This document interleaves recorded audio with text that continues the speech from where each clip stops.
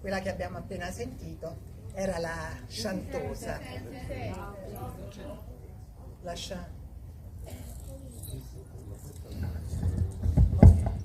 La Chantosa che era un altro personaggio tipico del caffè Chantana, sarebbe la traduzione in napoletano di chanteuse, che sarebbe la cantante, ma la Chantosa è qualcosa di molto di più di una cantante, è una donna sexy, valiarda, capace di affascinare il pubblico e trascinarlo al delirio con l'energia della sua fantasia e della sua sensualità. E la prima Chantosa che lanciò proprio questa canzone nel 1894 fu Armandari, che era veramente francese, perché poi il caffè Chantan imitava molto il modello francese, quindi gli attori facevano finta di essere francesi, parlavano in francese arrotondando la R, ma in realtà erano italianissimi. Invece lei era veramente francese, aveva il claqueur, cioè aveva la sua claque che applaudiva a pagamento tutte le sue esibizioni, trascinando il pubblico nel più completo delirio. Ma vediamo l'altro personaggio, Gastone.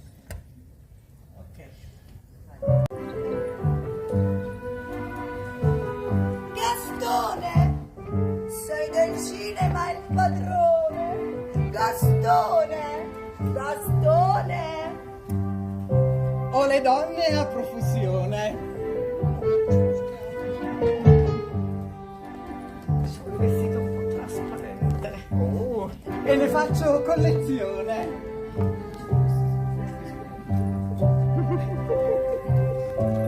Perché sono assai brillante, perché so essere galante, ne conquisto tante e tante. Gastone, Con questa voce che è una cagnara, gli si fanno a gara per chiamarmi sulle scene con queste mie cantilene, mentre agito il bastone. Gastone, Gastone.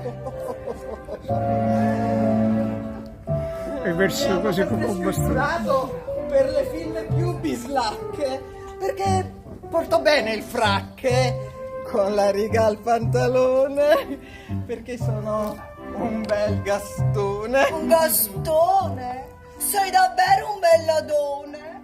Gastone, Gastone. Oh.